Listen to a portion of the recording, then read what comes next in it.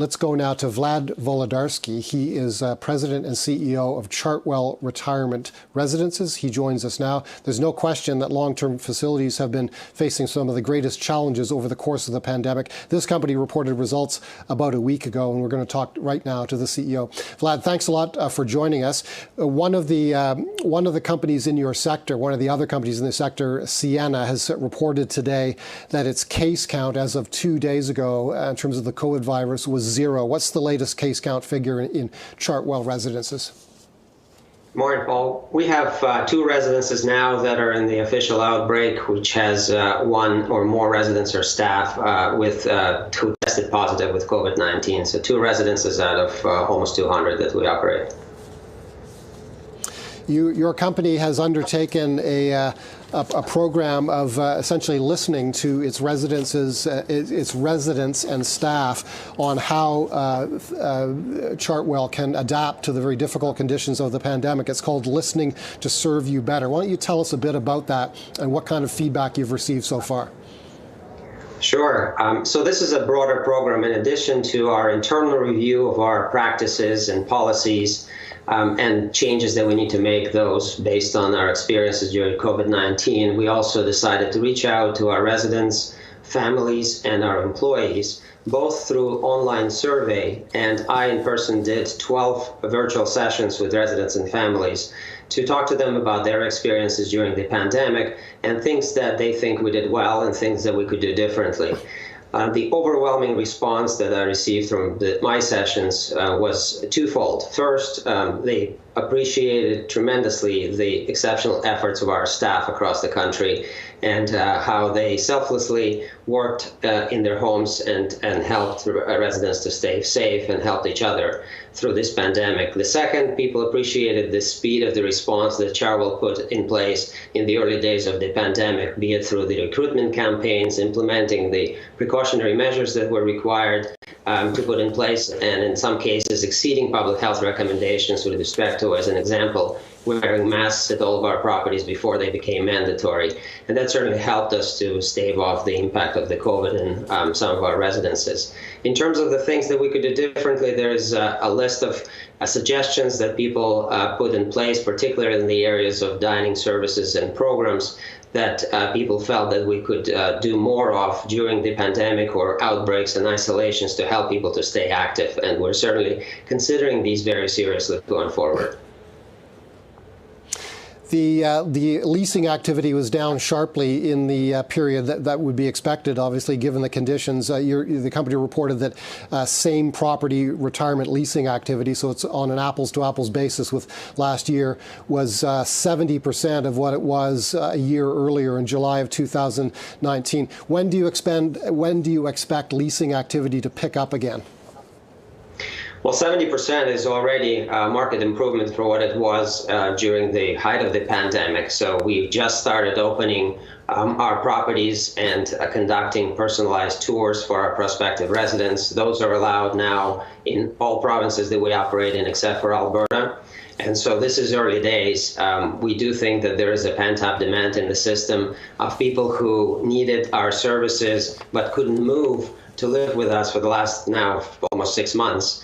And certainly that should help our recovery. But these are early days right now to really see how the trends are going to evolve over the next couple of months. Summer usually is the slower leasing period for us. The fall is much better, so we're really looking to September and October to see how fast the recovery is going to occur.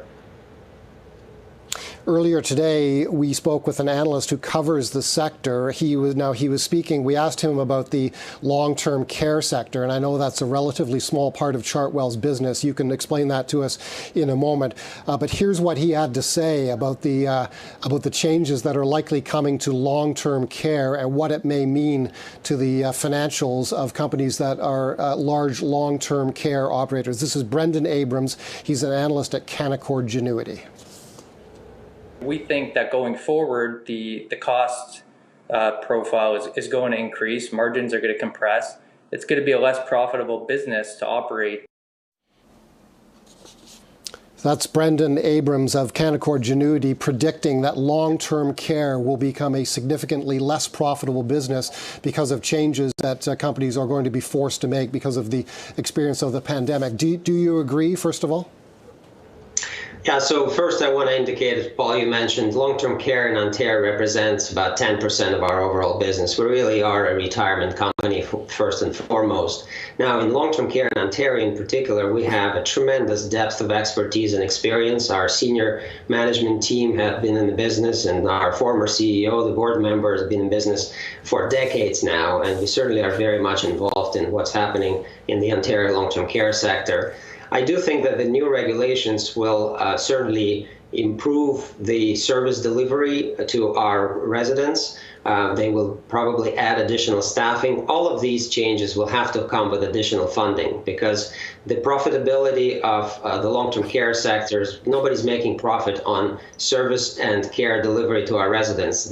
Funding is done through flow-through envelopes that are fully funded and regulated by the government. So to the extent we're looking to improve services to the residents, which they deserve, and we are looking to do that, that will have to come with additional government funding. And so it remains to be seen what this will do to the overall profitability of the sector. But at the end of the day, when it comes to the service and care delivery, this is the government's role to play, and we're looking and continue to work with them on that.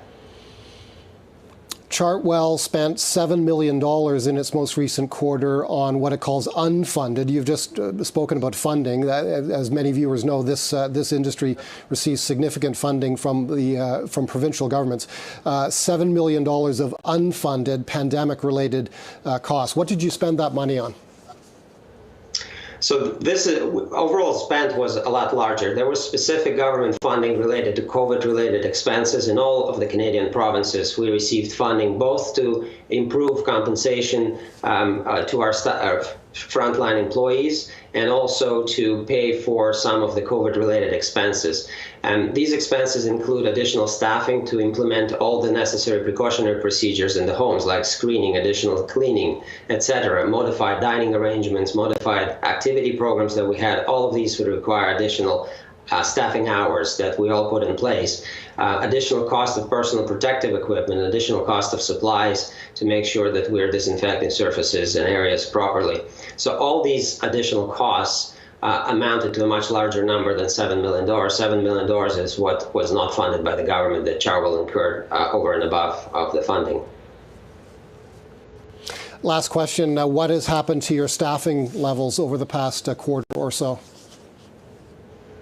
Well, we've increased since the beginning of pandemic. We started a large recruitment campaign, and we've added to now about 1,500 people across our portfolio. So this is almost 10% of our workforce. Some of these people are replacing our existing employees who either got sick or were not coming to work because of the fears of COVID.